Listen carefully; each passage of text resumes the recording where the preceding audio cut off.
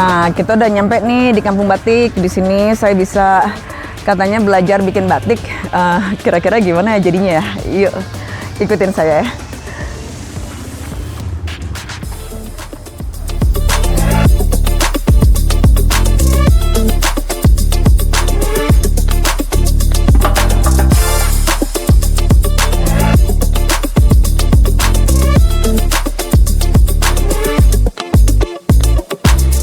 Saya udah di Batik Gunawan Setiawan, mau belajar batik.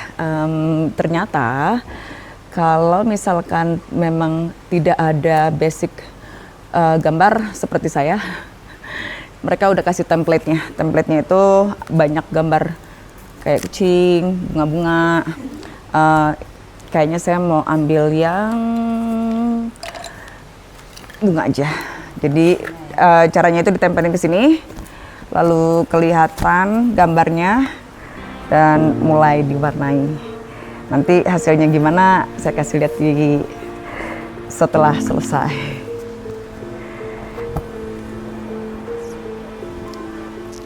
Senang banget bisa mendapat kesempatan belajar batik langsung di Batik Gunawan Setiawan Solo. Di sini aku belajar membuat batik tulis menggunakan canting dan malan yang disediakan. Awalnya terlihat sulit, tapi ternyata seru banget saat mulai membuat garis demi garis di atas kain. Pengalaman yang menyenangkan sekaligus menambah rasa kagum pada karya batik Indonesia. Jadi itu katanya setelah mereka menggambar di kain ini, nanti ada prosesnya lagi seperti pewarnaan. Jadi batik tulis itu kenapa mahal? Proses mereka lama banget, ngegambarnya sendiri aja 2 minggu. Lalu proses sampai terjualnya itu kira-kira 8 bulan.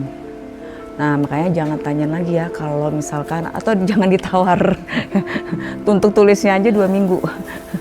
Proses sampai jadi di toko untuk dijual kepada kita semua itu 8 bulan. Takes time guys.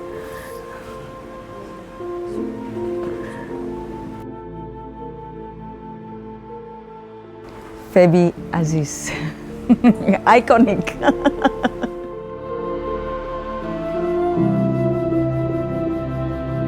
Oke, sekarang saya lagi proses pewarnaannya. Saya kira tadi warnanya dicetak pakai mesin, ternyata enggak, kita yang warnain sendiri. Warnanya suka-suka pilihnya karena saya suka warna kuning, jadi bunganya akan jadi kuning. Backgroundnya nanti jadi pink.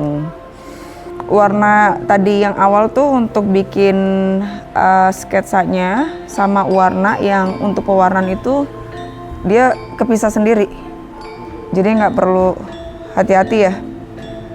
Karena nanti garis yang awalnya tadi itu bakalan ini kok, bakalan diwarnain warna putih. Garis demi garis dibuat dengan tangan menggunakan canting dan malan yang panas. Penuh ketelitian dan kesabaran. Batik Indonesia memang begitu indah. Setiap motifnya memiliki cerita dan makna yang khas. Saat melihat proses batik tulis secara langsung, baru terasa betapa rumit pembuatannya. Dari proses yang tidak mudah itulah lahir karya batik yang cantik dan bernilai tinggi. Sebagai warisan budaya Indonesia yang sangat membanggakan. Nih udah jadi hasilnya kayak gini. Tadi sih sebenarnya nggak bagus, tapi setelah diwarnakan putih sekitarannya jadi cakep banget. Kalau kalian mau belajar ngebatik, datang ke sini.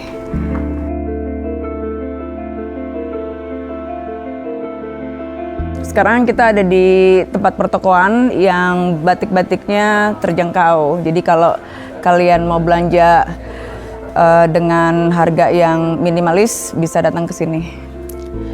Saat ini saya sedang berada di Kampung Kambian, Solo. Salah satu tempat terkenal untuk berburu batik dengan harga ekonomis. Di sini tersedia berbagai pilihan. Batik dengan motif yang cantik dan khas Indonesia. Suasananya juga menarik karena kita bisa melihat langsung pusat penjualan batik yang ramai dikunjungi wisatawan dan pecinta batik.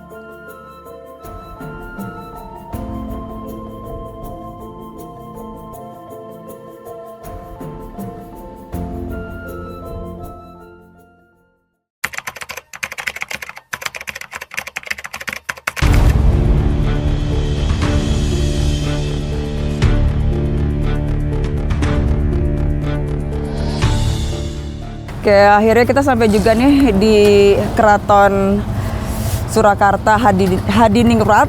Setelah kita seharian dari pagi keliling kota Solo, sekarang saya mau masukin ajak kalian untuk lihat dalam keraton ya.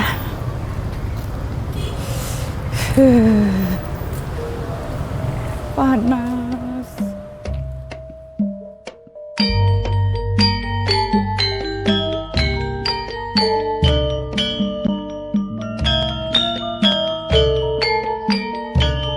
Oke, sekarang kita mau masuk ke dalam, ditemani dengan Bapak ya.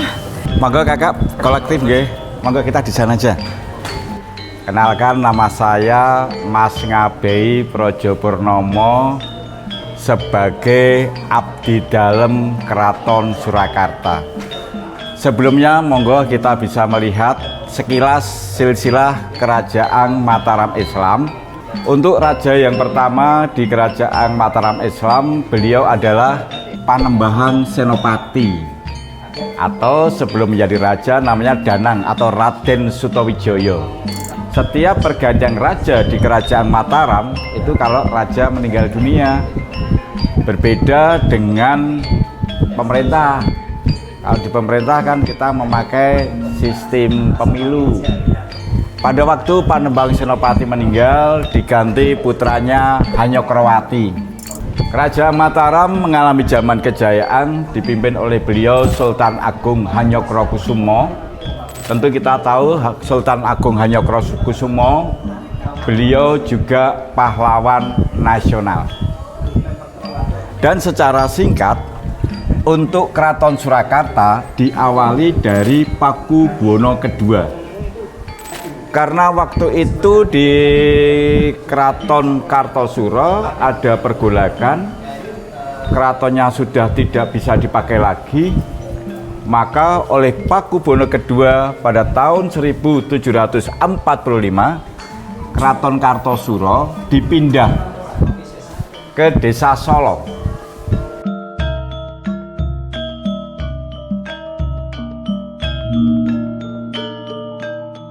Mohon maaf sebelumnya, sebelum masuk ke keraton, ini ada tata tertib Bapak Ibu.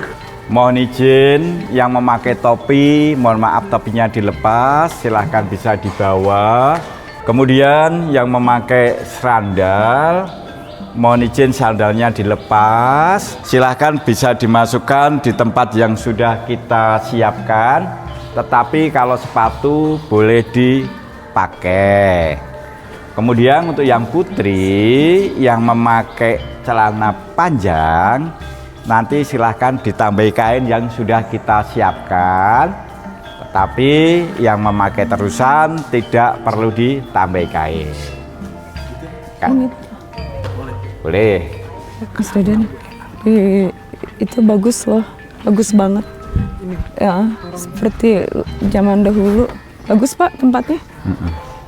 Jadi sekarang kita berada di Keraton Surakarta Hadiningrat. Keraton Surakarta ini bukan hanya sebagai tempat tinggal raja, sebagai tempat tinggal putra-putri raja.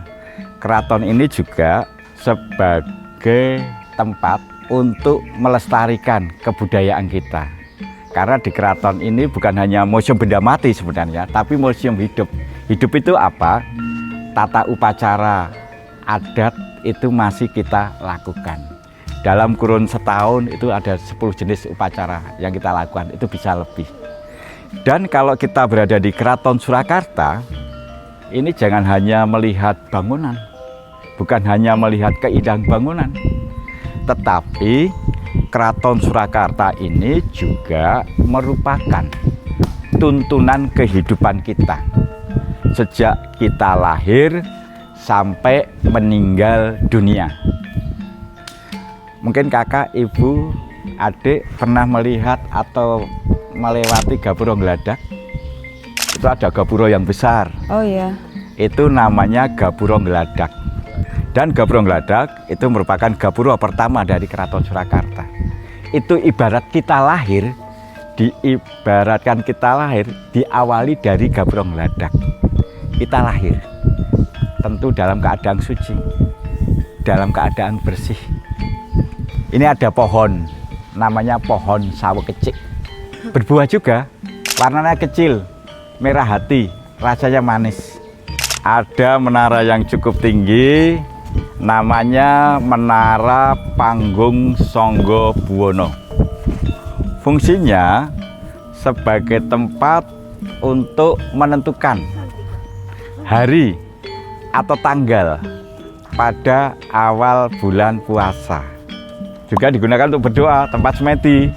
Kepercayaan di keraton sebagai tempat pertemuan raja dengan Kanjeng Ratu itu. Ini ada pendopo yang cukup besar, namanya Pendopo Sasana Sewaka, sebagai tempat untuk pasewakan, pertemuan. Di depan pendopo ini kan saya nggak boleh pakai sandal, sepatu, selop. Dari depan pendopo kita urut memberi sembah begini dulu, nyembah, kemudian dilanjut berjalan jongkok atau melakukan dodok, berjalan jongkok. Kemudian kita duduk di bawah, duduknya tidak pakai kursi, kurang lebih 90 menit sambil melihat tari Bedoyo Ketawang. Bagi Keraton Surakarta, tari Bedoyo Ketawang itu merupakan tari yang sangat sakral. Syarat penari harus perawan, tidak boleh datang bulan. Jumlah penarinya 9. Mengapa harus 9? Mengingatkan kepada penari yang masih perawan, masih gadis.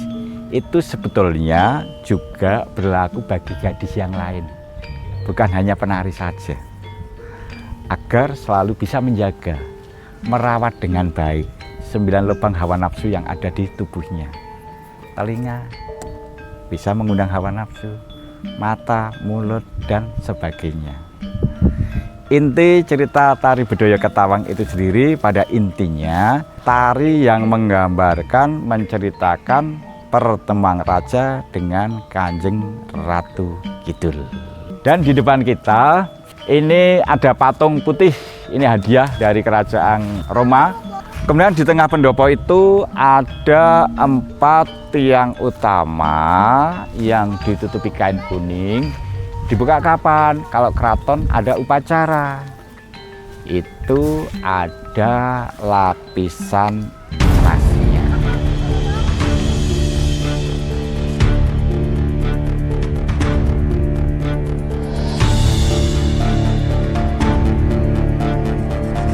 Nyaman, bisa tidur nih kalau seharian begini nih. Kalian bisa pulang deh, saya di sini aja ya.